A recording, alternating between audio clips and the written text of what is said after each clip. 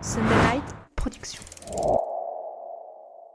Faites confiance à la petite voix qui vous dit que les choses ne vont pas bien, ne sont pas normales, et croyez-la. Il n'y a personne dans la vie qui peut nous aimer aussi bien que nous-mêmes. Puis si on accepte, si on essaie de devenir son propre parent, de vraiment bien prendre soin de soi avant de prendre soin de tous les autres et de tous les besoins des autres, on va finir par trouver son chemin. Bienvenue dans Ultra Talk. Je suis Arnaud Manzanini et chaque semaine, je me plonge dans des discussions captivantes avec des esprits audacieux pour vous lancer vous aussi dans des aventures hors du commun. Des sommets de l'ultra trail aux routes infinies de l'ultracyclisme, de l'alpinisme aux horizons lointains de la voile, toutes les facettes du monde ultra sont explorées. C'est parti pour un nouvel épisode. C'est Marie-Sophie Lheureux. Le 26 juillet 2021, Marie-Sophie prend une décision déterminante. Elle part, elle coupe les pots, elle se libère. Elle a rendez-vous avec elle-même. La détermination d'une femme qui veut laisser derrière elle des années de tourments et de traumatismes. Car même si la dernière rencontre avec cet homme qui l'a opprimée semble bien lointaine, la douleur, elle, est bien présente. Cet homme qui autrefois l'a initiée au vélo en se manquant cruellement de son inexpérience, c'est pourtant sur ce même vélo que Marie-Sophie décide de s'échapper, cherchant le refuge à l'autre bout du pays, au bout du monde, au parc national Forillon. À travers ce périple symbolique, le film 7e fois, sélectionné au festival Tous en selle, offre une plongée émouvante dans la résilience de Marie-Sophie. Un récit d'espoir, de courage et de renaissance où l'on découvre que parfois le plus long voyage est celui que l'on entreprend à l'intérieur de soi. Marie-Sophie sera présente ce vendredi 10 novembre, au festival Tous en selle au Grand Rex à Paris pour présenter son film, son parcours et venir vous rencontrer dès 18h dans le hall du Grand Rex. Bonjour Marie-Sophie. Bonjour Arnaud. Quel plaisir de te rencontrer. Un grand merci d'avance à toi de t'être levé très tôt. Alors pourquoi ? Parce qu'au moment où on enregistre en France, il est 14h, mais chez toi il est très tôt. Tu vas nous expliquer pourquoi. Mais les gens, je pense, vont tout de suite comprendre avec le bel accent que tu, avec le bel accent que tu vas nous partager. En tout cas, c'est un vrai plaisir pour moi de t'accueillir, Marie-Sophie, sur le podcast. Alors en introduction, j'ai expliqué pourquoi tu allais nous partager ton parcours, mais comme je le fais systématiquement sur le podcast Ultra Talk, Marie-Sophie, je vais te demander de te présenter, s'il te plaît. Bien sûr. Je m'appelle Marie-Sophie Lheureux, alias Mazo, et vous allez, on va pas. Je suis de Montréal, je suis du Québec, et c'est ça. Donc, vous comprendrez que l'accent est maintenant facile à détecter et qu'il est donc 8 heures le matin, heure de Montréal.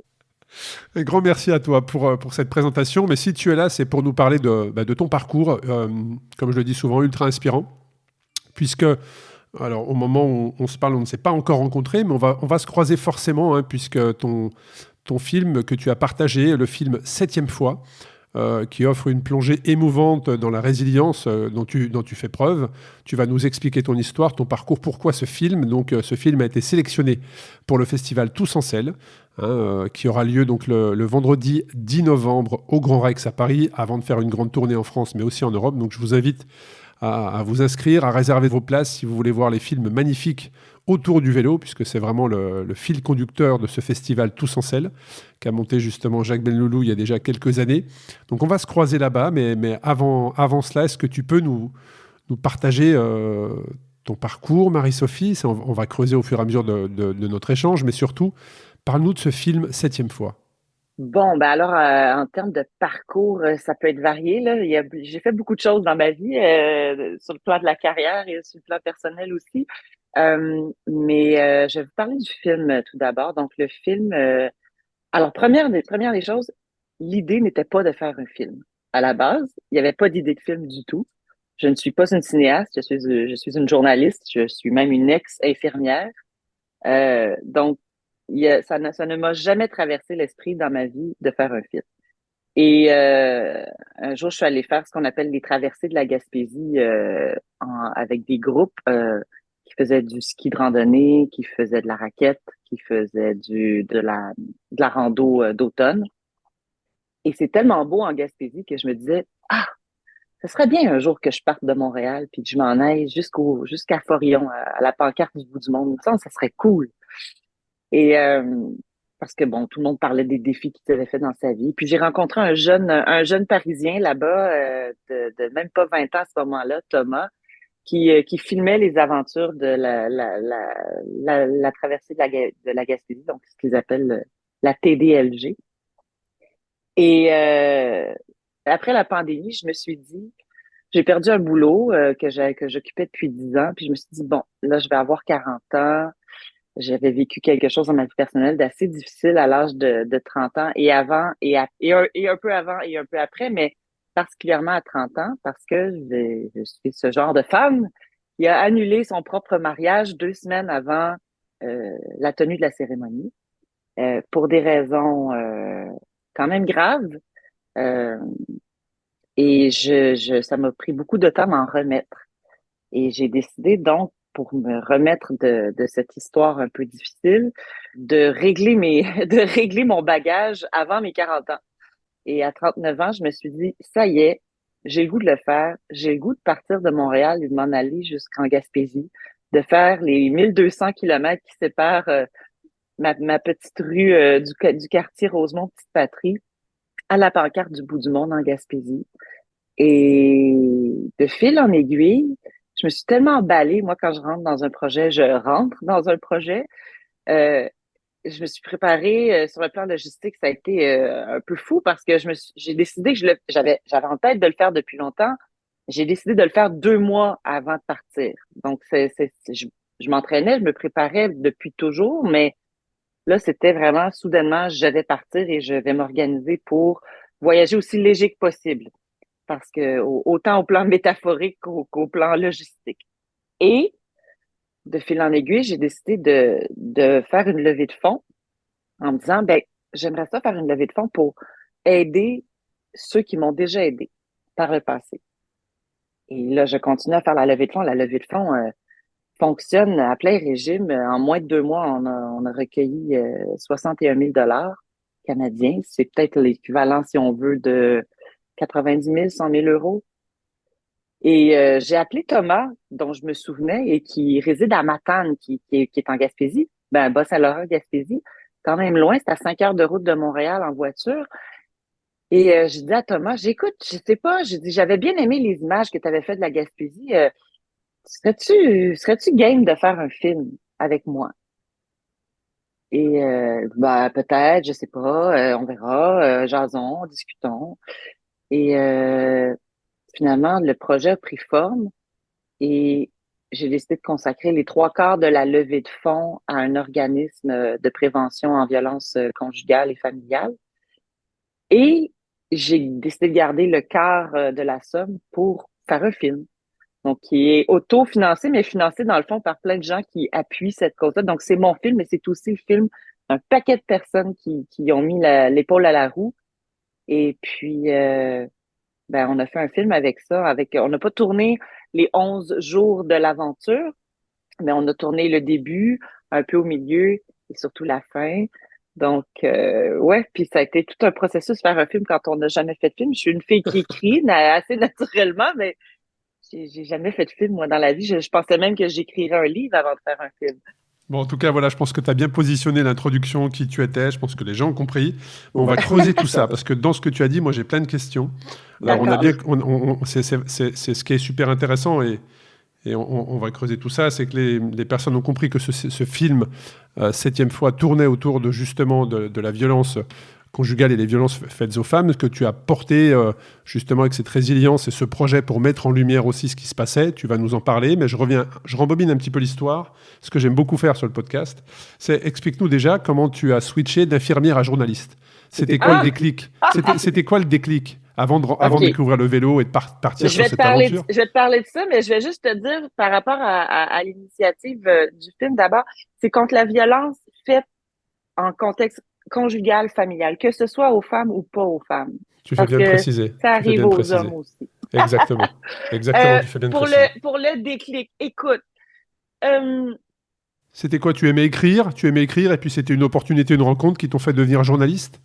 Quel est ton métier aujourd'hui? Non, pas du tout. Pas du tout. En fait, c'est ironique parce que moi, je suis la fille d'un médecin et d'une mère de famille. deux jobs très différents, mais non moins essentiels à la société. Et j'ai beaucoup été inspirée par mon père et je voulais beaucoup être médecin. J'ai beaucoup voulu être médecin. J'ai tenté 3 fois d'entrer en fac de médecine. Ça n'a jamais fonctionné. Mais la fac n'a pas voulu de Euh, toi. la fac n'a pas voulu de moi. Et j'ai compris plus tard pourquoi, mais sur le grand spectre des choses de la vie. Mais j'ai donc décidé, quand j'avais 18 ans, de faire ce qu'ils appelle le baccalauréat en sciences infirmières. Fait que c'est plus que la technique, c'est vraiment des études universitaires en sciences infirmières.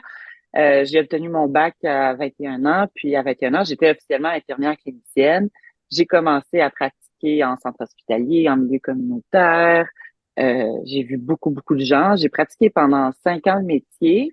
Mais entre-temps, bon, j'avais toujours pas réussi à être admise à la fac de médecine.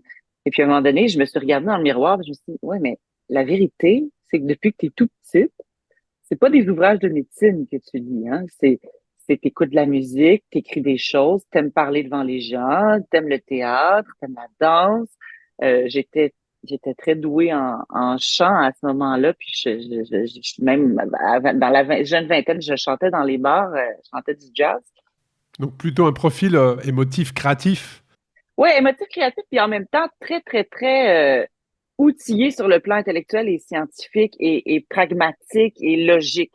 Alors, j'ai vraiment développé les deux côtés de ma personnalité, vraiment dans tout ça. Je vous jure, quand il y a dans des boulots, ils me font faire des tests pour savoir à quel groupe type on appartient en ressources humaines. Ils sont jamais capables de me classer. Ils font, mais t'es dans les opposés, puis tu les as en toi. Ben oui, j'ai les opposés, puis je l'assume complètement. Mais c'est ça. Puis, à un moment donné, j'étais pas heureuse dans mon travail d'infirmière, pas parce que j'aimais pas les patients, mais j'aimais pas la manière dont le système nous traitait. Faut se rappeler que, tu sais, toutes les professions comme les professions d'infirmières, d'enseignantes, ce sont des professions à majorité féminine. Ce sont des jobs plus ou moins bien payés, t'es plus ou moins bien traité, et où on s'entend ce que tu bosses gratuitement. On va le dire comme ça. Et en tout cas au Québec. Et puis moi, je me suis dit non, moi je veux pas faire ça. Puis je suis allée voir une conseillère en orientation. Puis j'ai dit ben, qu'est-ce que je fais parce que je suis un peu en choix de carrière. Puis, je suis un peu perdue. Ben, elle dit oui, mais t'as vraiment quelque chose de très créatif, exactement comme tu dis. Elle dit qu'est-ce qui serait le. Elle dit selon moi, puis là, elle fait toutes sortes de tests. Elle dit je trouve que la jonction entre le créatif et le logique, c'est beaucoup, on le retrouve beaucoup dans le journalisme. Et puis genre peut-être. Puis j'étais pas certaine, mais finalement, ça a été. J'ai partie étudier en journalisme à l'Université de Montréal, puis c'était évident que j'étais beaucoup plus à ma place là-dedans que peut-être en médecine ou en santé, quoique j'ai adoré apprendre la science, j'adore les relations humaines, j'ai adoré faire du counseling psychologique avec des patients. Donc, tout ce qui nous nourrit nous construit, tout ce qui nous construit nous nourrit. Donc, j'ai fait graduellement le switch pendant que j'étais infirmière. Donc, au tout début, on m'a repéré puis on m'a dit, ah, on aimerait ça que tu animes. C'était quand même une station de radio assez importante, notoire à Montréal. Puis on m'a dit, pendant l'été, tu pourrais venir animer la chronique culturelle. Alors, pendant 8, 10, 12 semaines d'affilée, le matin, j'allais faire ma chronique à la radio, j'allais faire ma journée comme infirmière. Le soir, j'allais couvrir un spectacle jusqu'à 11h minuit et je recommençais le lendemain matin. J'ai fait ça des semaines de temps, presque tous les jours, du lundi au vendredi. J'étais lessivée à ma première expérience de journaliste, mais ça a été formateur. Je voulais tellement que... Alors, je suis devenue journaliste, disons, j'ai commencé en 2006, puis j'ai commencé à vendre des piges en 2008, 2009, puis ma carrière s'est articulée là-dedans depuis. Et ce qui est ironique, c'est qu'avec la pandémie, il y a eu un appel à tous de la part du gouvernement Legault en 2020-2021 pour rapatrier les infirmières qui n'étaient plus infirmières retraitées ou qui avaient arrêté de travailler. Ils les appelaient comment les anges, là, les anges gardiens, les anges gardiennes, bref. Et c'était, s'il vous plaît, venez nous aider à dépister, vacciner, on en a besoin. Alors, j'ai fait un retour, bref, à la profession infirmière pendant la COVID pour ça, pour faire ma part, puis m'assurer que la fête revienne le plus vite possible. Bon, intéressant. Intéressant. C'était intéressant de comprendre comment tu étais venu sur ce métier de journaliste, mais il y a toujours l'inspiration de ton papa. Et quand tu dis, à un moment donné, tu nous as dit, j'ai compris plus tard pourquoi en fait la médecine ne voulait pas de moi. Tu peux nous le partager? Qu'est-ce qui fait que tu as compris plus tard qu'en fait, ben, même si toi tu avais vraiment l'envie d'aller faire comme ton papa, ben, à un moment donné, ce métier-là n'était pas fait pour toi, ou en tout cas cette branche-là n'était pas fait pour toi. Ben, je pense que mon vrai métier, c'est d'être une expérimentatrice. Donc, en médecine, c'est pas possible. Tu peux expérimenter, tu peux faire des recherches et faire des expériences scientifiques, mais Ce que tu veux dire, c'est qu'il y a des protocoles. Il y a des protocoles à respecter. oui, et c'est pas tant le protocole que c'est comme entrer dans les ordres. C'est comme entrer quand on veut être curé ou on veut être prêtre ou il faut être il faut être constant, il faut être focus tout le temps à un niveau très Très élevé. élevé. Ouais. Euh, je peux être une très grande bosseuse, mais je peux être une très grande paresseuse. C'est incompatible avec la médecine. C'est les opposés dont tu Euh, nous parlais. ouais. Et puis je suis pas bipolaire, hein. Je veux dire, il y a pas de mal à être bipolaire, mais je veux dire, j'ai pas de diagnostic pour autant. Mais ce que je veux dire, c'est que la médecine exige sans relâche d'être, qu'on se focalise sur elle et seulement sur elle. Et puis, il faut vraiment que ce soit un peu une vocation. Et malheureusement, ben, aujourd'hui, je regarde les médecins comme les conditions pratiques qu'ils ont de plus en plus sont encore bien payés. Mais au-delà du salaire, ils ont beaucoup, beaucoup de paperasse à remplir tout le temps. Je vois beaucoup de médecins tomber au combat parce que leur santé mentale est affectée. Je vois beaucoup de gens qui entrent en médecine à un très jeune âge et qui ont justement pas pu vivre autre chose en dehors de leur microcosme de médecine, de collègues, confrères, consoeurs de médecine, et qui, à un moment donné, arrivent dans la société, la vraie, puis on les voit, ils se sentent des fois en décalage, ou ils se sentent un peu, euh, ils semblent venir d'un autre univers, mais je pense que c'est beaucoup parce on les drille, on les entraîne jeunes là-dedans, parce que quand tu rentres en médecine, c'est aussi que très jeune, tu as eu un profil pour rentrer Bien sûr, là-dedans. bien sûr, bien sûr. Et puis, j'ai vu d'autres médecins qui ont fait d'autres choses avant, puis qui sont allés faire médecine après, un peu plus tard, puis ça donne un profil de médecin complètement différent. Et je me suis rendu compte que ce genre de profil de personnalité-là était juste pas compatible avec qui j'étais. Et je m'en suis rendu compte vraiment tard parce que j'ai voulu très longtemps rentrer en médecine. Et, et le jour où j'ai vendu ma première pige au devoir, qui ironiquement est mon employeur actuel, qui l'a pas été pendant des années, mais où j'ai vendu ma première pige, le journal Le Devoir, quand j'ai vendu ma première pige, je me suis assise devant mon père, puis je lui ai dit, regarde, j'ai publié mon premier article dans un journal grand public au Québec, un journal francophone reconnu. Il m'a regardé, puis il m'a dit, donc tu feras pas médecine. Et mon père avait jamais osé directement me dire qu'il voulait donc que je sois médecin sans me le dire. Puis là, je l'ai regardé, j'ai dit, donc, avoue, c'est ce que tu essaies de faire depuis des années, c'est que je rentre en médecine, c'est ça ta pression. Il dit, ben non, mais tu sais, c'est important que tu fasses ce qui te rend heureuse, c'est juste que tu as le potentiel, je comprends pas pourquoi t'es pas allé, parce que tu as tout le potentiel pour être un excellent médecin, puis ça m'aurait permis d'avoir quelqu'un à qui transférer ma pratique quand moi j'allais prendre ma retraite. J'avais, ouais, mais papa, moi, j'aime les mots, j'aime les gens, puis j'aime m'intéresser aux gens et à leurs histoires. Euh, il y a de ça en médecine, il y a de ça en sciences infirmières, mais, mais c'est tout le processus et la rigueur et la discipline de très, très haut niveau que ça exige. Pas que le journaliste n'exige pas de rigueur, bien au contraire, euh, mais en termes de carrière, c'est plus flexible en général. Bon, intéressant. Merci pour ce partage. En tout cas, c'était vraiment, c'est hyper inspirant de connaître le parcours et la relation que tu peux avoir avec ton papa. L'anecdote est géniale, je trouve. Et à quel moment, Marie-Sophie, le vélo est arrivé dans ta vie?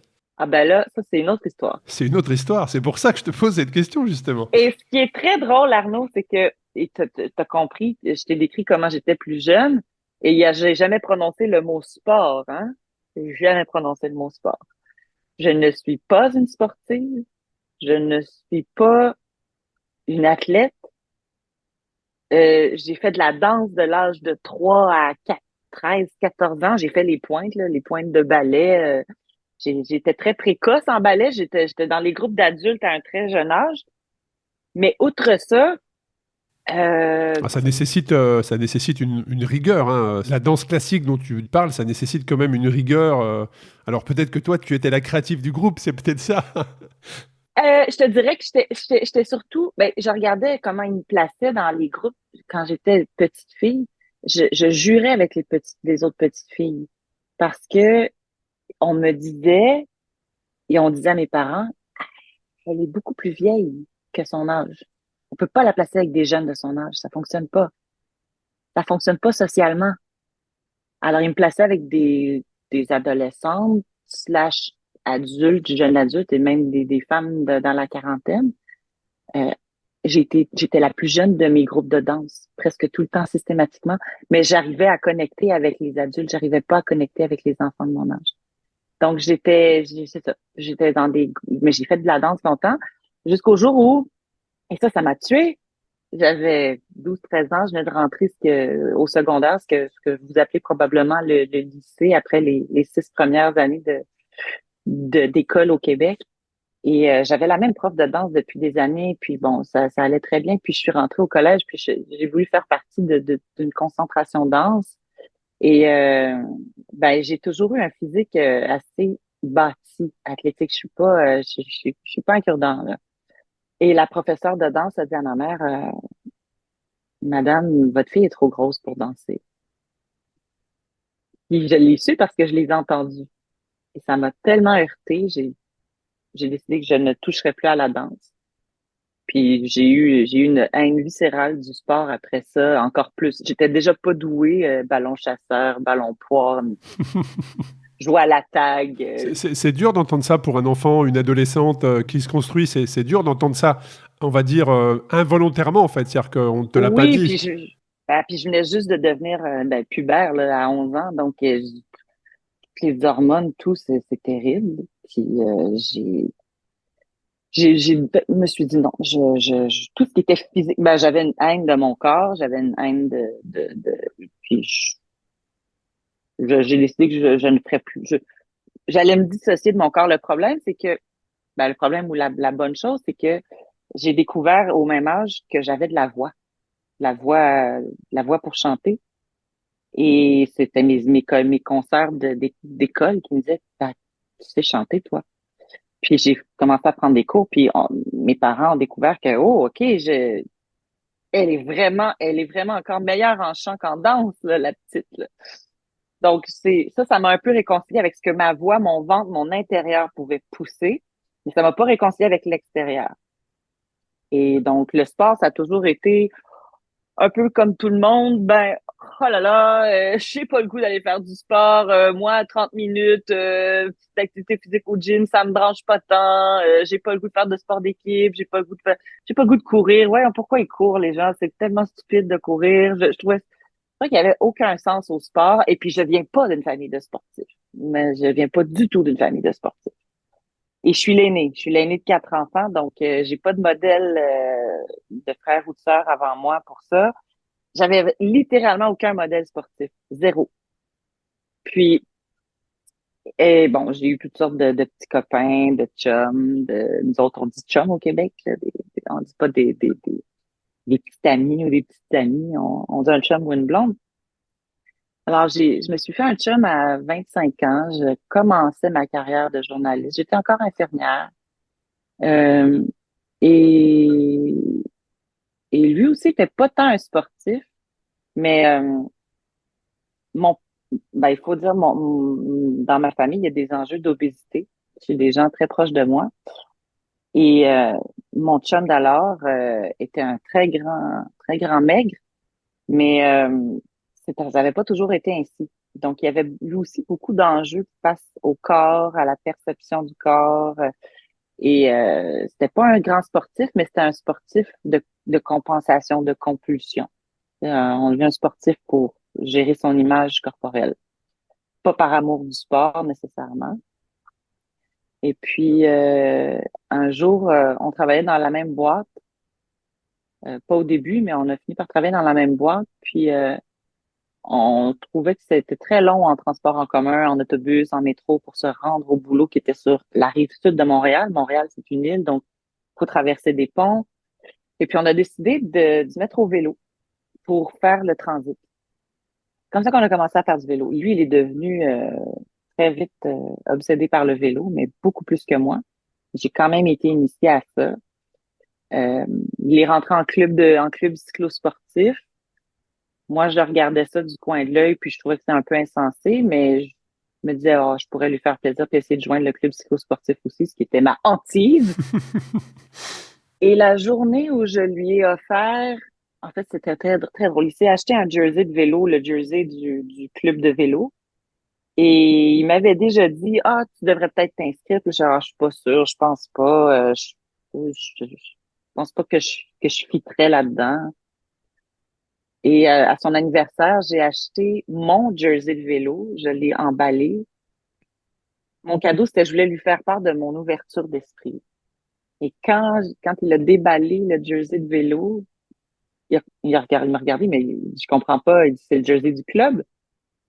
Je dis, oui. Mais il dit, j'en ai déjà un. Je dis, oui, mais c'est le mien. Il m'a regardé, puis il est parti à rire, puis il m'a dit, ben voyons donc, tu seras jamais capable. T'es pas assez bonne pour ça, là. Tu t'arriveras pas à suivre, là. Alors, autant au début, puis bon, ce n'est qu'un élément des exemples nombreux qui me viennent en tête du genre de relation que j'ai eu avec cette personne-là. Euh, on dit une chose et son contraire, on crée beaucoup de confusion, puis moi, ça m'avait vraiment heurté. Puis je voyais beaucoup de fuites par en avant dans le club de vélo, puis moi, ben, j'étais larguée à l'arrière, puis j'étais avec mon vélo toute seule, puis je me suis fait une amie sur la rue où on demeurait. Je revenais d'une balade à vélo toute seule. Puis elle m'avait dit, hey, tu fais du vélo?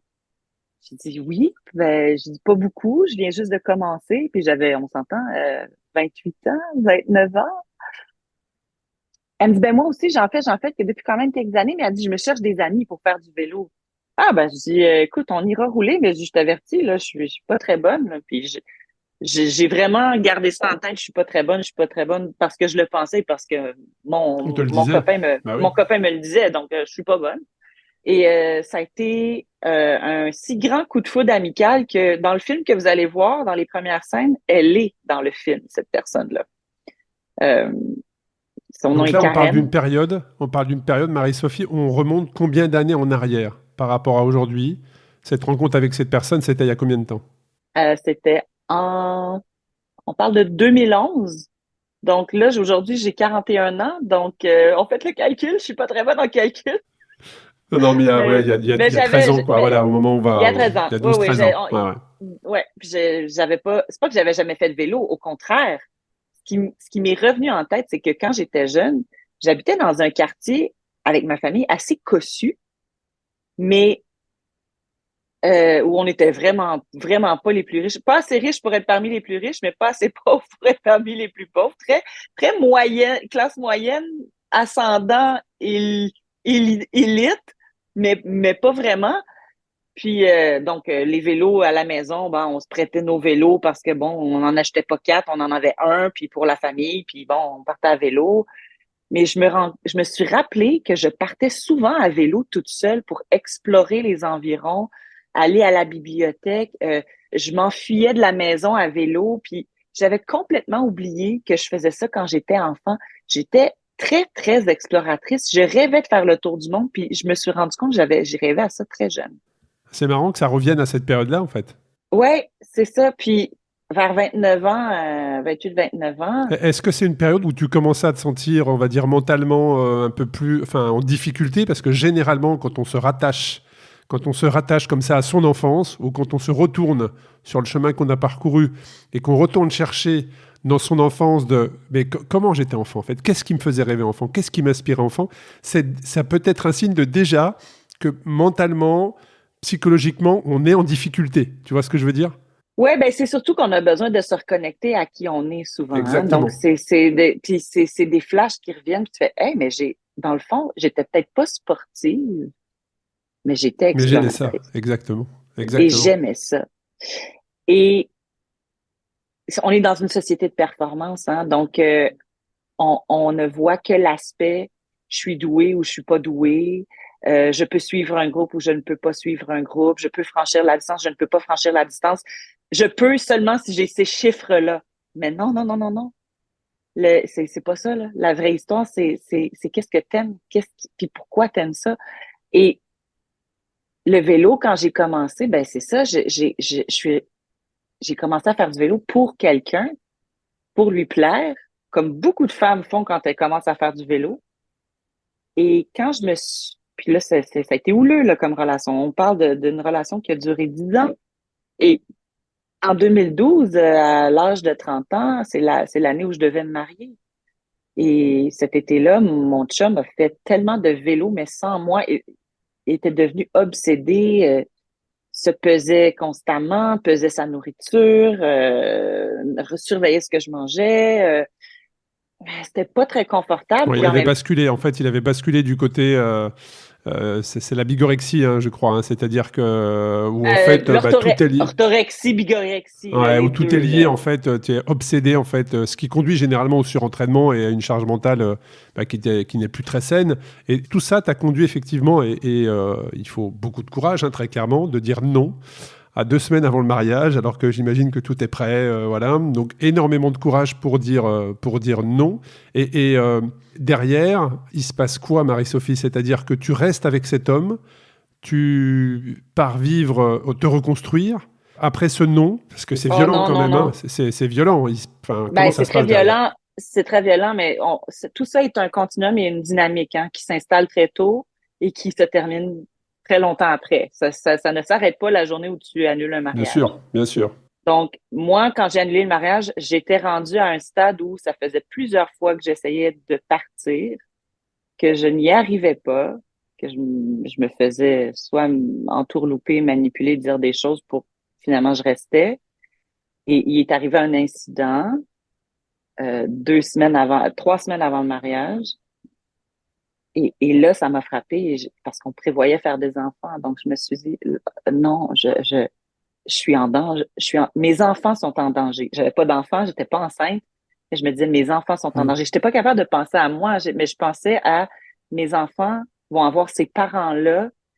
Et ça, c'est Est-ce pas que ça a bon. été le signe, Marie-Sophie? Est-ce que cet événement dont tu parles, est-ce que ça a été le signe? Est-ce que ça a été le déclencheur? Tu sais, la prise de conscience? Ça a été la première vraie prise de conscience où j'ai vraiment fait un move, où j'ai pensé pendant quelques jours, puis là, je me disais, qu'est-ce que je fais, qu'est-ce que je fais? Et quand on est dans cette situation, Marie-Sophie, est-ce qu'on ose? Parce qu'il y a aussi le regard de l'entourage, des familles, des proches, des amis, la relation très proche avec ton papa. Quand on est dans cette situation, est-ce qu'on ose en parler? Est-ce qu'on se tait? Est-ce qu'on dit que ça vient de soi? Enfin, quel mot je sais pas comment l'exprimer, mais comment tu peux être à l'aise pour nous partager ça? J'ai écrit un courriel à tous mes proches qui étaient invités au mariage. Puis moi, je voulais faire un petit mariage, je voulais faire quelque chose de très humble, là, de 25 personnes, pas plus. J'ai écrit un courriel à tous mes proches, j'ai dit, écoutez, il n'y aura pas de mariage dans 2 semaines. Veuillez ne pas me poser de questions. J'étais pas capable d'en parler. T'as même pas donné, effectivement, tu n'as pas donné dans ce message l'espoir, ou en tout cas tendu une perche pour que t'as coupé tout de suite court, en fait. Voilà, ça n'arrivera pas, et il y a pas de sujet, en fait. Voilà, ça n'arrivera pas, point barre. Oui, puis j'étais devenue très experte à dissimuler comment ça allait mal. J'ai beaucoup surutilisé les médias sociaux avec mes lunettes roses pour essayer de me faire croire que mon couple allait vraiment bien, mais mon couple allait vraiment pas bien. Et moi, je n'allais pas bien. C'est un cercle vicieux, en fait. Hein. Et a posteriori, je me suis rendu compte que c'était beaucoup plus grave que je le percevais à l'époque. Parce que moi, je le banalisais, là. Je minimisais.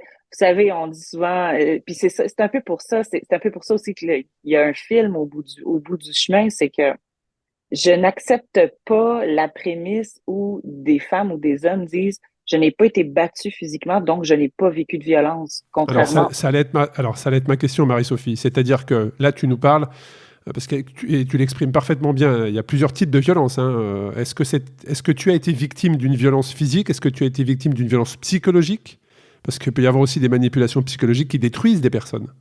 Il y a eu deux gestes physiques qui m'ont fait très peur. mais qui n'a pas porté intégrité à... Le geste a été physique de la part de l'autre personne, mais ne m'a pas porté atteinte physiquement. Ça aurait pu. Ça m'a fait peur, mais vous savez, c'est ce qu'on appelle un build-up. Tu sais, la violence physique, elle arrive après la violence psychologique. La violence psychologique est la constante du début à la fin. Du début à la fin et même après. Parce que même dans l'après, la trace de la violence, elle est encore là, elle est fraîche, là, même si la personne n'est plus dans notre vie. On vit encore avec les effets de l'emprise. Ouais. Et il y a une très bonne psychiatre française à cet égard qui s'appelle la docteure Marie-France Hérigoyen, qui a écrit un livre magistral sur les ressorts de la violence conjugale dans le couple. C'est un excellent livre et c'est le livre qui, dans tous ceux que j'ai lus, parce qu'on cherche des réponses quand on comprend pas ce qui se passe, c'est le livre qui m'aura probablement le plus éclairé sur la situation, sur la réalité de la chose.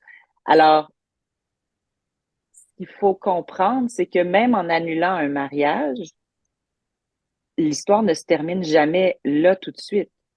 Il y a d'autres choses qui surviennent, il y a d'autres interactions avec l'autre. Ça veut dire que tu as dû mettre des stratégies en place, maquiller la situation, étouffer une situation, faire semblant d'accepter des situations. Quelle stratégie tu as mis en place ? Alors après, je te pose la question sur quelle stratégie tu as mis en place pour t'en sortir. Mais là, c'est qu'est-ce que tu faisais au quotidien pour, en gros, faire comme si tout allait bien. Voilà. Ben, après le fait, ça n'allait plus bien. Donc, j'ai arrêté de me mettre la tête dans le sable. J'ai commencé à finir par parler à ma sœur, à des proches, à des amis, à mes parents. Mais une fois que tu as commencé à parler, Marie-Sophie, je n'ai pas vécu cette situation, mais à partir du moment où tu as commencé à parler à tes proches, je pense que tes proches ont dû mesurer l'état psychologique dans lequel tu étais et peut-être que ça s'est accéléré, en tout cas l'envie de t'aider à t'en sortir. Est-ce que tout ça s'est accéléré ? Non ? Je dis non parce que les gens ne le voient pas à l'écran, mais je vois que toi, en visio, tu me fais signe que non. C'est pour ça que je dis non. Non, parce que, comment je dirais ça? Les gens ne le voient pas jusqu'à temps qu'ils constatent de visu que quand ils commencent à voir que tu reviens avec l'autre, que tu te sépares, que tu reviens avec l'autre, que tu te sépares, là, ils commencent à comprendre que ça va pas du tout. Mais est-ce qu'à un moment donné, on a mis en doute ta parole ? C'est-à-dire que même tes proches, tes amis, est-ce qu'à un moment donné, on s'est dit non, elle exagère. Elle exagère forcément. Sais-tu quoi? Non. Les gens m'ont quand même cru parce que je suis quelqu'un d'assez authentique puis je cache pas vraiment bien mes émotions. Mais au début, avant le mariage, toute la relation qui a duré à ce moment-là pendant 5 ans, ça a duré 5 ans ferme, puis on s'est jamais séparés. Donc, j'ai toujours pu préserver les apparences pendant les 5 premières années. Mais après l'annulation du mariage, ben là, la vérité commençait à faire surface malgré elle, malgré moi, malgré les stratégies. Et les gens autour de moi, les plus proches, ont commencé à comprendre dans quel cycle j'étais embourbée parce que je retournais vers lui ou il revenait vers moi et je cédais et ça s'est produit à plusieurs reprises après ça. Et ma sœur qui a vécu avec moi, parce qu'elle aussi s'est séparée dans la même période, ma sœur a 6 ans et demi de moins que moi, elle est venue vivre avec moi et elle a bien vu dans le quotidien à quel point j'étais en détresse, à quel point je n'allais pas bien. C'est elle qui a appelé la hotline, la ligne d'aide SOS violence conjugale pour moi parce qu'elle m'a dit, je crois que ma sœur est prise dans un cycle vraiment pervers puis je sais pas quoi faire parce que il n'y a pas de trace, elle n'a pas été battue, elle n'a pas. Mais il y a. Est-ce qu'à un moment donné, Marie-Sophie, elle te l'a dit en face à face en te disant, Marie-Sophie, là, il faut réagir, ça ne va pas. Ou est-ce qu'elle a fait les choses à côté pour t'aider, voyant que tu n'aurais peut-être pas accepté la situation? Oui, mais ça a été vraiment vers la dernière fois que j'ai eu des contacts avec cette personne-là que ma sœur m'a regardé dans les yeux et elle m'a dit, là, je sais plus comment t'aider. Et c'est l'impuissance des proches. Là, ça a été un deuxième déclic pour toi. Ouais, ça a fait mal parce que c'est vrai que je m'enfonçais là-dedans, là, ça avait plus de sens. Puis, en parallèle, c'est ça qui est spécial, c'est que c'est pas linéaire. Et en parallèle, moi, je suis restée dans le club de vélo. Lui, il est parti. Je suis restée dans le club de vélo et ce club de vélo-là a été une vraie révélation pour moi parce que je m'y suis sentie acceptée. Je m'y suis sentie aimée, appréciée. On m'a même nommée comme chef de peloton pour les novices, les nouveaux, parce que bon, j'ai pas la puissance physique, je ne génère pas un wattage qui me permet d'aller dans les groupes rapides. Donc, mais j'ai une attitude très inclusive. Alors, on m'a nommée chef de peloton pour les plus nouveaux. C'était beaucoup des femmes, mais pas forcément. Puis j'ai fait partie du conseil d'administration de ce club de vélo-là quand ils en ont nommé un pour la première fois. Je me suis présentée aux élections du conseil d'administration, j'ai été nommée. Euh, Ça m'a beaucoup valorisé et ce qui est spécial, c'est que j'ai commencé le vélo en 2011 et en 2013, moi, comme je suis journaliste, je me suis beaucoup fait inviter en voyage de presse à l'étranger, partout, et je me suis fait inviter sur des voyages de presse de vélo. Et en 2013, je me suis fait inviter sur un voyage en Provence. Et je suis allée monter le Ventoux à vélo après même pas 2 ans de vélo dans les pattes.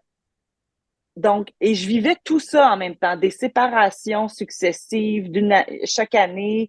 Et en même temps, j'essayais, tu sais, je faisais du vélo, puis on dirait que c'était toujours des petits moments pour aller me guérir, puis me Il n'y confronter. avait rien de linéaire en fait, c'est ça que tu es en train. C'est vrai que moi je vois la gestuelle hein, parce qu'on a, comme je l'ai dit, on est en vision, donc je vois ta gestuelle. Il n'y a rien de linéaire en fait, c'était toujours par à-coup. Ouais, puis tu sais, le Ventoux, je me souviens très bien quand je suis arrivée là-bas, on montait par Malocène. Est-ce qu'on t'a dit au début, tu seras pas capable? Non, personne m'a dit ça. Non, pas forcément les gens de ton équipe, mais ton entourage ou la personne qui partageait ta vie, tu vois, aurait pu dire quoi, tu vas faire le Ventoux, mais jamais tu y arriveras. À ce moment-là, on venait de se reséparer, alors j'avais beaucoup de choses à me prouver et à lui prouver. En plus par Malocène. Le Ouais, pourcentage le plus difficile. je pense que par saut, c'est plus difficile, mais je l'ai pas fait Non, par non, saut. non, Je l'ai par fait saut, par c'est main. beau. Alors, je te confirme que le côté que tu as fait est le plus difficile. C'est le plus difficile. Ben, Malocène, écoute, c'est ça qui est drôle. Alors, écoute bien l'anecdote. C'est fabuleux. Je suis avec une consoeur de voyage que je viens de rencontrer. On partage la même chambre. Elle est chouette, elle est vraiment belle, elle est vraiment mince. Elle a une physique de cycliste. Elle est douée, mais elle est très gentille aussi. Et elle m'encourage, elle me dit, tu vas être capable de le faire. Puis elle dit, on va se retrouver à la fin. Puis c'est pas grave, on monte chacun à son rythme. C'est vraiment pas grave. Et il y avait une autre fille dans ce groupe-là qui faisait du vélo depuis bien plus longtemps que moi, qui a elle aussi attaqué le Ventoux. Et moi, je me suis dit, bon, là, je posais des questions aux gens, aux gars. Vous faites ça en combien de temps? Bon, 1h30, 1h45 peut-être, 1h15. Wow, tu sais. Je me dis, bon, moi, si j'arrive à le faire en moins de 3 heures, je vais être très contente. Tu sais, il faut y aller à son niveau, puis comme je le dis, j'ai même pas une physique de cycliste, là. J'ai tout ce qui est un handicap à vélo. Tu sais, je suis bâtie, j'ai des gros muscles, j'ai des petites jambes.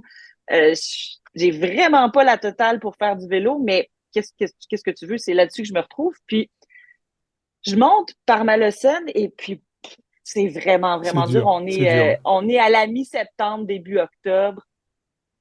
Et je monte, je monte, je monte. Et à un moment donné, je vois la fille d'expérience qui, qui redescend. Puis je dis, mais qu'est-ce qui se passe? Elle dit, c'est trop tough, c'est trop dur, je suis pas capable, je redescends.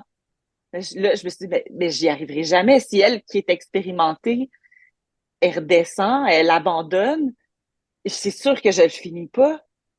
Eh ben, j'ai fini en 2h57. Et c'est une excellente anecdote, Marie-Sophie. Vraiment, Et je suis bravo, parce que arrivée le au Malocène, sommet. parce que Et je Malocène, pour le coup, pleurais, c'est hein. Je difficile. pleurais. J'ai encore la photo de moi avec mon vélo au bout de la pancarte dans les airs à la pancarte du Ventoux. Et c'est pas, tu sais, ça a été une étape du Tour de France. Donc, pour moi, alors que j'ai même pas 2 ans d'expérience de vélo, que je suis pas une cycliste, que j'ai pas le gabarit pour, mais je me suis rendu compte que j'avais beaucoup plus de force mentale que j'en avais. Et j'imagine que c'est pour ça aussi que je suis restée dans une relation aussi difficile très longtemps. J'avais de la force mentale pour en endurer beaucoup, mais à un moment donné, c'est, c'est pour ça que j'ai beaucoup de difficultés dans le monde d'aujourd'hui à entendre toujours les gens repousser ses limites. Oui, repousser ses limites, c'est important, mais les respecter aussi, c'est important. Ouais, c'est super inspirant ce que tu dis, Marie-Sophie, vraiment.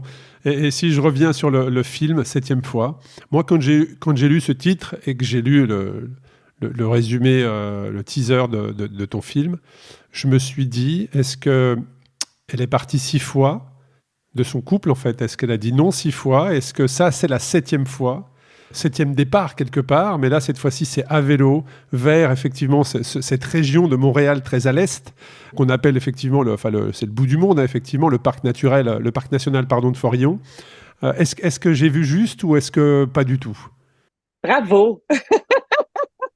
Je dirais bravo parce que oui, c'est en fait l'aventure de la levée de fonds, je l'ai appelé Grand Départ et le film, j'ai fini par l'appeler Septième fois parce que il y a eu environ, oui, il y a eu 6 allers-retours dans cette relation-là. Mais la septième, même si ça fait longtemps qu'elle est terminée, c'est que moi, il fallait que j'aille chercher un Il fallait que tu tournes la détachement, un page. Voilà. deuil. Voilà, il Oui, fallait que parce que pendant des années après, tu ne tournes pas la page pour autant parce que l'autre est plus physiquement dans ta vie ou même s'il n'y a plus de contact, tu tournes pas d'emblée la page parce que tu as tout le tourment, la souffrance qui s'est Ouais, inscrite les en messages toi. négatifs qui sont là tous les jours à résonner en toi, ouais, probablement. Moi, j'avais besoin, franchement, Arnaud, là, mon premier besoin en faisant ça, c'était d'aller regagner ma dignité personnelle. Puis le Ventoux, toutes les autres étapes avant de mon tour de vie, Tour de France, Tour de vie, toutes les autres étapes cyclistes avant le Ventoux, le Valter dans les Pyrénées, la Catalogne, tout ça, ça a été des étapes. Mais celle-là, c'était mon étape, je crois, ultime parce que j'ai fait un choix conscient de je vais pédaler un pied devant l'autre à mon rythme, je vais respecter mes limites, mais je vais aller au bout de moi-même quand même parce que même si je suis pas douée, j'ai quelque chose à aller chercher là-dedans. Puis je fais un comparatif parce que quelques semaines avant que je parte, le média pour lequel je travaille aujourd'hui, je travaillais pas pour ce média-là à l'époque, a publié une vidéo dans laquelle un cycliste d'ultra-cycliste se met un défi de faire Montréal-Matane, qui faisait partie de mon épopée à peu près.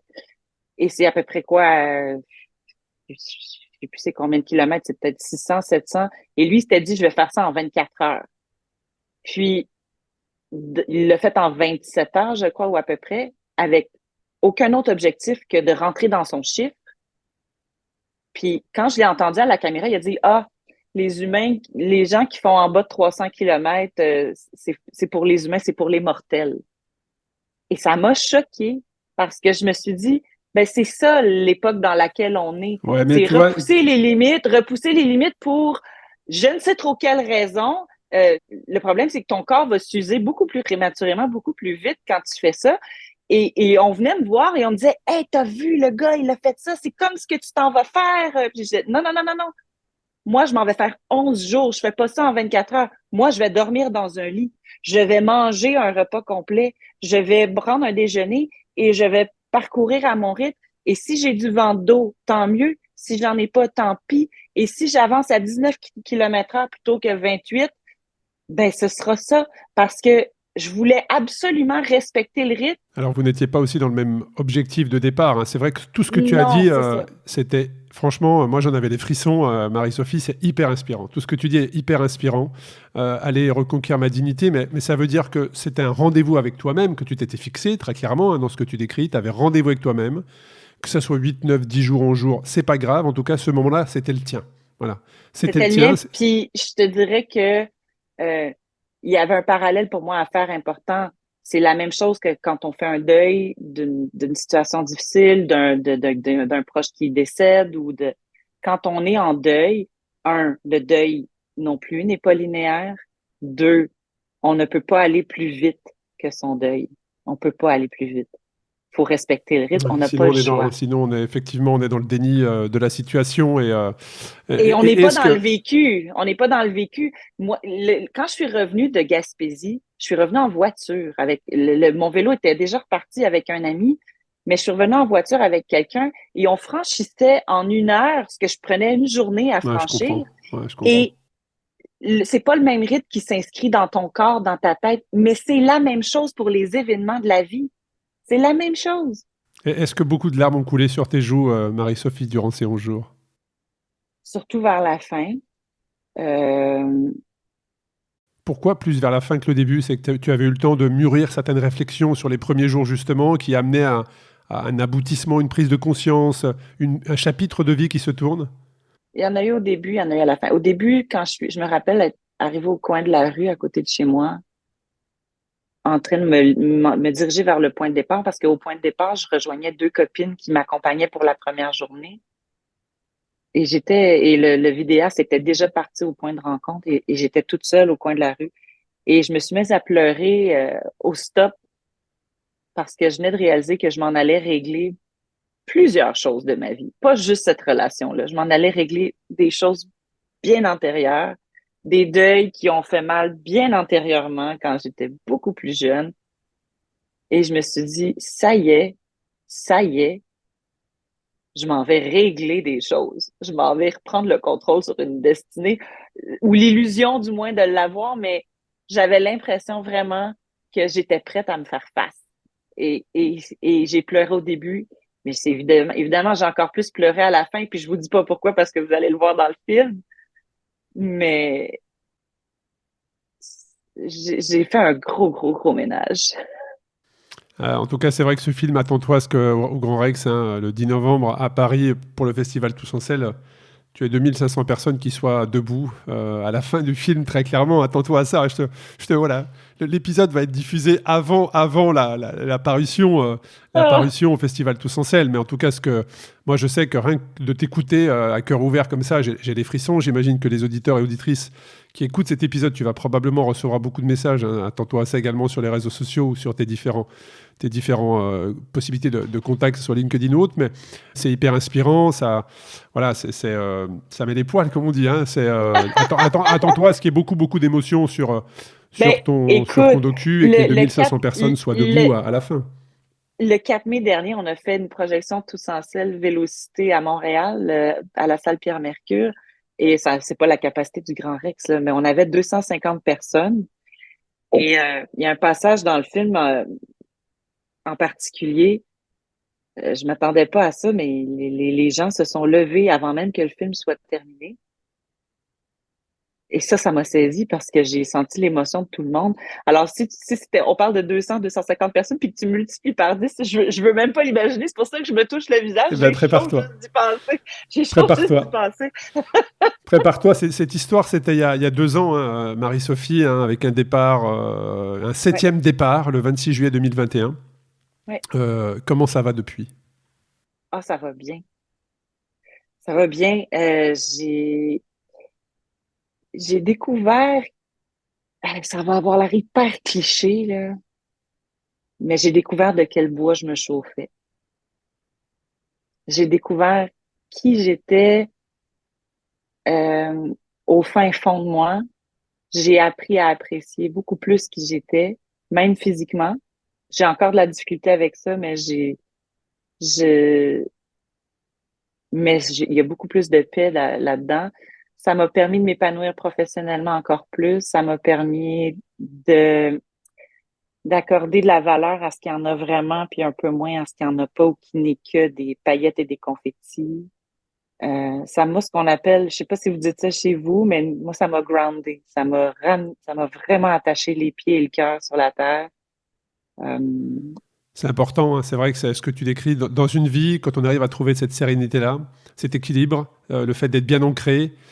Oui, je vois ta moue à l'écran. Alors la sérénité, voilà. Beaucoup parce plus que ancré, parce qu'il n'y a rien de linéaire. l'équilibre, Hein? ouais, Il n'y a rien c'est de clair. linéaire. On est bien d'accord, mais Parce que c'est l'humilité c'est l'humilité aussi. Ça t'apporte beaucoup d'humilité, ce type d'aventure. Hein. Et comme ce cycliste ultra-distance dont tu parlais, je suis pas certain que ça soit un vrai cycliste ultra-distance. Parce qu'un cycliste ultra-distance, il a de l'humilité parce qu'il sait justement tout ce qu'il y a derrière. Aujourd'hui, plein de personnes peuvent faire 300, 600 km en 24 heures. Il n'y a rien d'exceptionnel. Mais après, c'est le voyage qui est intéressant. C'est tout ce que tu vis entre. C'est les gens que tu rencontres, c'est les histoires, les paysages que tu vois. C'est ce que tu ressens. C'est ça qui est intéressant. C'est ça. Puis je te dirais aussi que quand j'ai commencé à me projeter dans mon voyage, dans les semaines avant, c'est là que l'envie de faire un film est arrivée, parce que je me suis dit, mais Il faut je le peux pas partager. garder ça Ah, juste voilà. pour moi. Ça, c'est notre Je point peux pas commun. garder C'est ça notre point juste pour commun, moi. Marie-Sophie. Il faut que moi, là, mon obsession, Arnaud, c'était que les personnes, oui, peut-être plus les femmes parce que je suis une femme, mais que toutes les personnes qui sont assises sur leur divan, sur leur sofa, puis qui se prennent la tête dans les mains en se disant, j'arriverai jamais à sortir du fond du baril, j'arriverai jamais à m'en aller, j'arriverai jamais à dépasser cette situation-là, j'arriverai jamais à sortir de cette situation-là qui est inextricable et compliquée. Moi, j'ai tellement eu soif d'espoir puis d'air quand j'étais dans cette situation-là. Je me suis dit, il faut que j'arrive à parler de l'après aux autres. Je veux bien parler du pendant, mais Et je alors, suis quelles pas, recommandations, justement, Marie-Sophie, quelles recommandations aux femmes, aux hommes qui nous écoutent et qui sont dans cette situation, quelles recommandations tu pourrais leur partager, quel espoir tu pourrais leur donner? Je ne sais pas si on peut dire quels conseils, mais qu'est-ce que tu aurais ouais. envie de leur dire?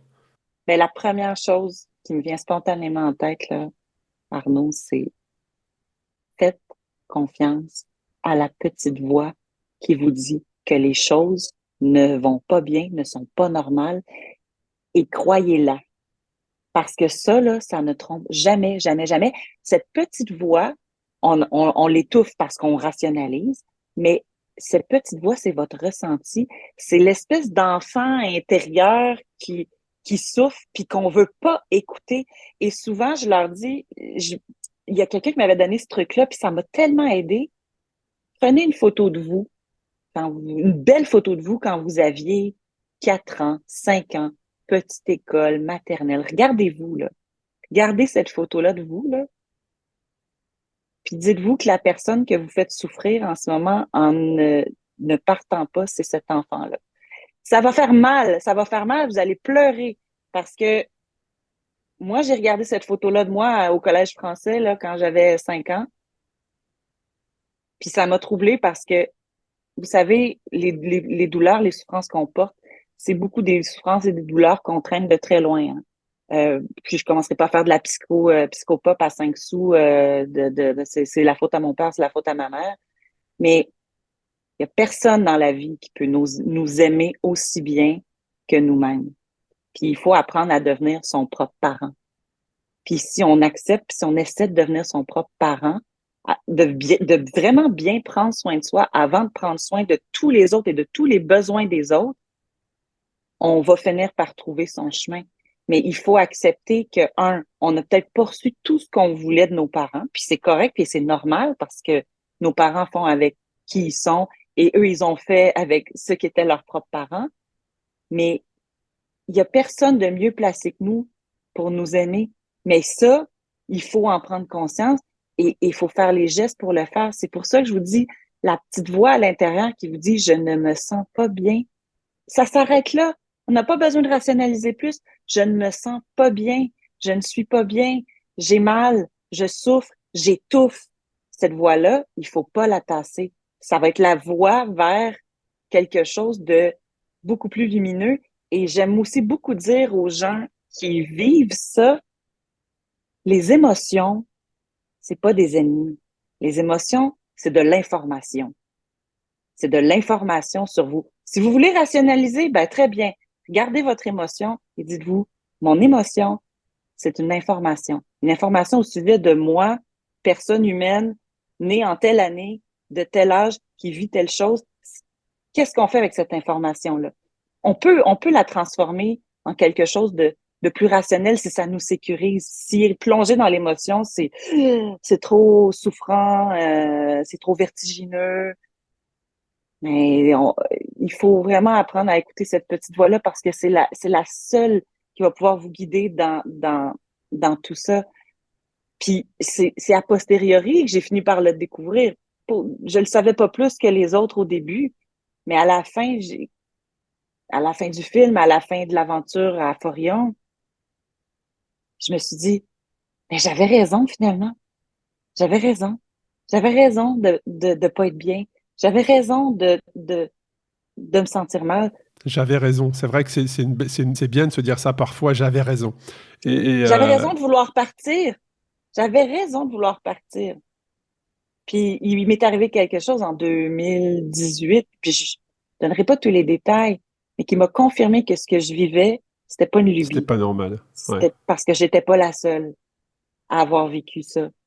Et j'ai eu des confirmations qui sont arrivées, que j'ai peut-être cherchées, mais qui sont arrivées aussi comme un cadeau qui m'ont permis de mettre le clou dans le cercueil de cette histoire-là. C'est pour ça que je dis c'est très étapiste, hein, un deuil. Et le retour, Marie-Sophie, c'est-à-dire que tu arrives effectivement au bout du monde, hein, avec ce panneau au Parc National Forillon. Oui. Il y a un retour qui se fait donc en voiture.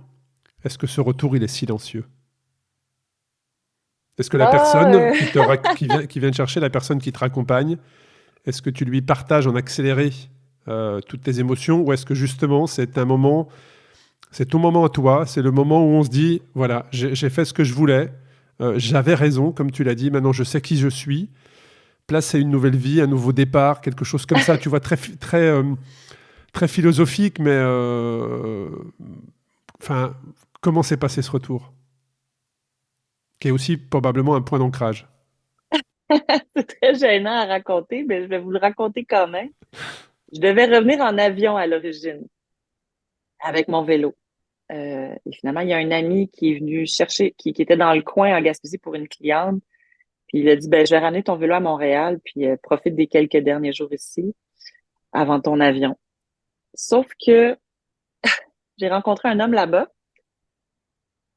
euh, avec qui j'ai décidé de faire le chemin du retour. Mais faut pas penser à une situation romantico-mocheton, là. C'est pas ça du tout ça, c'est pas du tout comme ça que ça s'est terminé, mais euh, je vais simplement vous dire que cette personne-là, directement à la fin de mon voyage, que je venais d'à peu près de rencontrer, a été un test pour voir si j'avais vraiment bien assimilé la leçon de tout ce voyage-là. Alors, j'ai pas nécessairement tout raconté à cette personne-là. Je me suis dit, elle le découvrira bien assez vite quand mon film sera fait. Euh, mais ça a été direct le premier test pour savoir si j'étais vraiment capable de m'écouter. Ah, c'est super intéressant. Je crois que c'est... Alors déjà, moi je vais être très sincère avec toi, Marie-Sophie, je ne m'attendais pas à cet épisode. Très clairement. Je crois que c'est la première fois que j'ai autant les frissons en Ben écoutant, voyons! en écoutant mon invité. Ben voyons! En t'écoutant, moi, ce que j'ai envie de me dire, c'est, je sais pourquoi je fais ce podcast, c'est pour avoir la chance, et je le dis souvent à mes auditeurs et auditrices, j'ai la chance que pendant une heure et demie, l'invité face à moi ouvre son cœur. Et parfois, ça a forcément de l'impact sur moi, tu l'imagines. Aussi, et c'est pour ça que je le fais sur les auditeurs et les auditrices, partager des histoires vraies. Mais parfois, comme toi, après ce voyage, il te faut du temps pour retrouver tes esprits. Bien moi, après certains épisodes, la journée est différente. Tu vois ce que je veux dire? C'est-à-dire, après avoir entendu des histoires comme les tiennes, hyper inspirants, la manière dont tu les racontes... je mesure vraiment à chaque fois la chance que j'ai de faire ce que je fais, et je pense que tu vas... Voilà, les auditeurs et auditrices ont probablement eu aussi, tout comme toi, pendant ton voyage, des larmes qui ont coulé sur leurs joues, ça c'est clair, mais vraiment, c'est... Waouh, j'ai juste envie de dire waouh, j'ai hâte de te croiser le 10 novembre pour te serrer dans Ah, mes c'est bras, pour te serrer gentil! dans mes Ben bras. vous aussi, j'ai Voilà. hâte! Et vraiment, merci pour ce partage avec toute la sincérité que tu as mis, Marie-Sophie. Vraiment, voilà, je suis ravi d'avoir été mis en relation avec toi. Un grand merci à Antoine qui nous a mis en relation. J'ai hâte de voir le film, bien évidemment, hein. Donc, si vous avez aimé, ou en tout cas l'histoire de Marie-Sophie vous inspire et vous avez envie de découvrir ce film, c'est Tous en selle au Grand Rex, le vendredi 10 novembre. N'hésitez surtout pas. Vous pourrez voir en vrai Marie-Sophie qui sera sur scène et présente. Et si on avait, puisqu'on arrive sur la fin de l'épisode, Marie-Sophie, s'il y avait un dernier message à faire passer, ou peut-être juste une pensée, ou qu'est-ce que tu aimerais dire à travers cet épisode? Oh là là, il y a tellement de choses. Tu as bien compris que j'ai la langue bien pendue. Euh, oh, écoute, je pense que il y a différentes choses. Je vais essayer d'y aller en vrac. La première des choses, la performance, c'est pas important. On s'en fout des chiffres. On s'en fout éperdument. C'est vraiment pas ça l'important. Pas là-dedans que vous allez voir votre progression, votre valeur. Votre valeur n'est pas chiffrable. La quantification du soi, c'est pas nécessaire. C'est vraiment pas nécessaire. C'est une fuite par en avant, ça, souvent. Et l'autre chose que j'aimerais peut-être dire, après avoir dit aux personnes qui vivent de la violence ou des situations toxiques ou difficiles, après leur avoir dit d'écouter leur petite voix, ben, je vais m'adresser à tous ceux qui les côtoient. Croyez-les. Et j'ai le goût de dire, pas de façon, plutôt écoutez-les bien. Les croire, on peut pas croire d'emblée, ça dépend de la confiance qu'on accorde aux propos ou à une personne. C'est un processus qui peut pas être automatique. On peut pas croire, dire je te crois, je vous crois de façon aveugle. Mais écoutez bien ce que les gens vous disent, parce que dans la violence, il y a évidemment beaucoup de subjectivité. Évidemment. Oui, les coups, c'est objectif, c'est visible. Mais l'indifférence, la manipulation, le contrôle, la colère, c'est pas toujours visible à l'œil nu pour les autres, mais on peut voir les impacts sur une personne. Donc, observez, écoutez, et si vous constatez que la personne est simplement pas bien, croyez-la. Croyez-la, c'est super important parce qu'on a besoin d'avoir des gens qui croient que ce qu'on vit est réel. Parce que quand on le vit, c'est toujours la confusion la plus totale qui est créée par la situation. Donc, on n'arrive pas à avoir une forme de ce qui se passe. On n'arrive pas à avoir les contours. Et c'est les autres qui peuvent être le reflet de ce qui va pas. Alors, les autres, c'est important qu'ils écoutent et que s'ils saisissent que ça va pas, ben de croire. On a besoin que d'autres personnes croient en nous. Ouais, c'est Pour pouvoir important ce que avancer. tu partages. C'est très, très important. Un grand merci, Marie-Sophie. J'espère Plaisir. avoir la chance de croiser. On va se croiser, ça, c'est sûr, mais Bien un jour de sûr. pouvoir rouler avec toi, que ce soit à Montréal ou à Paris. Un grand Bien merci. sûr, avec grand plaisir. Et Puis on se voit le 10 novembre. C'est ça. Puis, Tout le meilleur pour la suite. Mon film s'en va à Paris. C'est incroyable. Un grand merci, Marie-Sophie. Tout le meilleur pour la suite. Merci beaucoup.